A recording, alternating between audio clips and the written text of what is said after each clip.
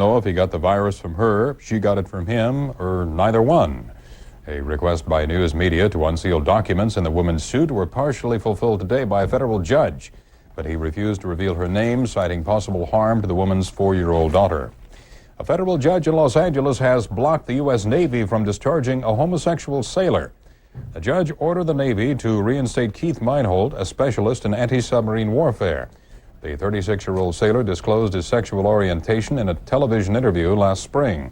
3 months later, he was discharged by the Navy, which cited the Pentagon's ban on gays. Meinhold filed suit seeking reinstatement with back pay. 2 Democratic Party insiders will supervise the changing of the guard at the White House. A spokesman for President-elect Bill Clinton said day-to-day transition responsibilities will be handled by Warren Christopher. He served as Deputy Secretary of State in the Carter administration. Vernon Jordan will chair the Clinton Transition Board. He's a Washington lawyer and former head of the National Urban League. He promised today women and minorities will be part of the Clinton administration. If you look at me,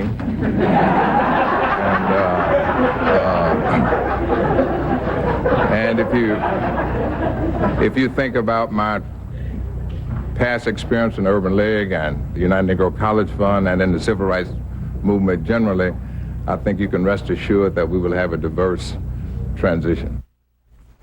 President-elect Clinton nursed his laryngitis today. Aide said he plans no additional announcements until Monday at the earliest. With Al Gore about to become vice president, Tennessee loses a U.S. senator. Democratic Governor Ned McWhorter will appoint a replacement for Gore, who was honored tonight at a rally in Nashville. White House spokesman Marlin Fitzwater said the Bush administration is looking forward to working with Clinton's transition team. He said Chief of Staff James Baker and others will be available to meet with Clinton aides, and he said the Bush administration will also pick a transition team. President and Mrs. Bush are taking it easy after the campaign. They're spending a long weekend at Camp David, and the White House says they'll vacation next week on an island off Florida's Gulf Coast. They're scheduled to be back at the White House a week from Sunday. Ross Perot's presidential campaign's over, but it has apparently given birth to a new political action group. Tony Clark reports many Perot volunteers feel their work has just begun.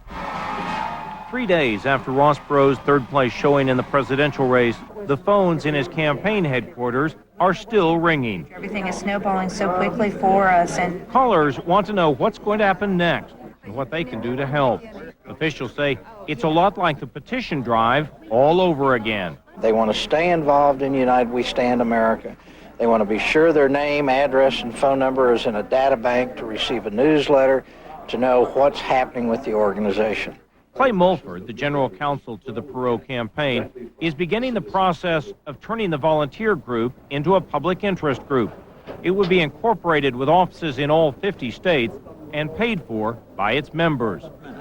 Despite their impressive showing at the polls, organizers say they're not ready to become a full-fledged political party. I don't think third party is necessary at this point in time. I think that's an evolution you go through, and it's a complicated process. Perot has pledged to continue paying for the operation until it can stand on its own. Perhaps more importantly, he's expected to keep the group visible through speeches and appearances on interview programs. Perot has climbed up onto the stage. He is now a national player, and the media will turn to Perot for judgments periodically throughout the Clinton administration. Perot received more than 19 million votes in the presidential election. If they can be held together, it will give the Texas businessmen a tremendous amount of clout.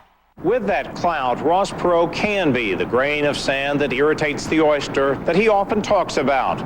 In this case, a grain of sand irritating Bill Clinton's administration. Tony Clark, CNN, Dallas.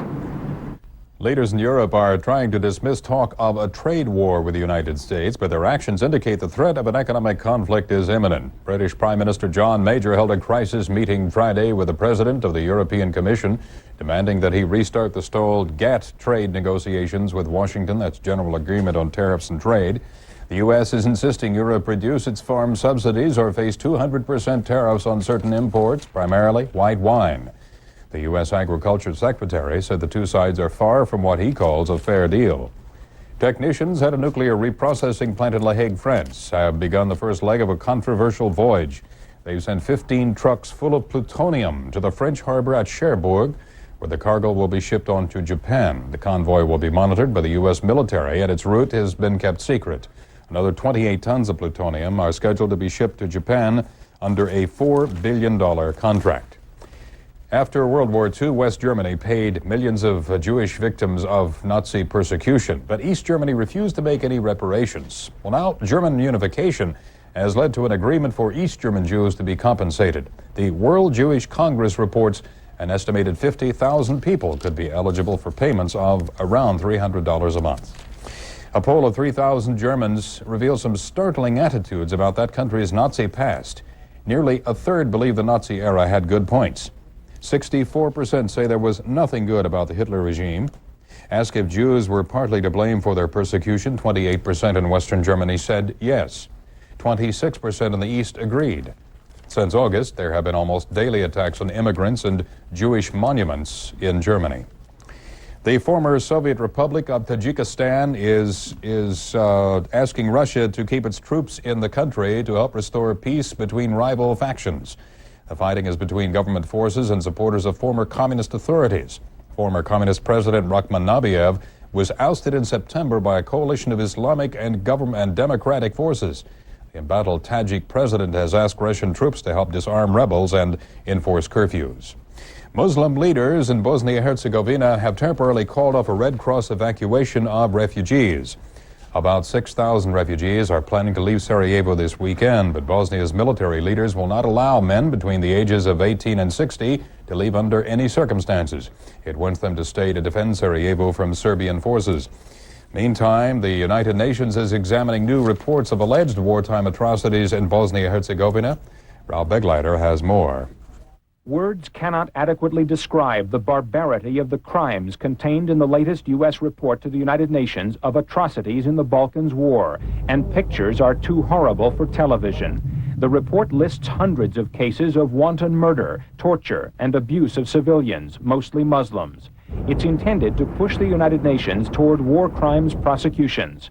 Several hundred men packed into a corrugated steel warehouse, machine-gunned by Serb soldiers right through the steel. Wounded prisoners, still alive, piled into trucks with the dead.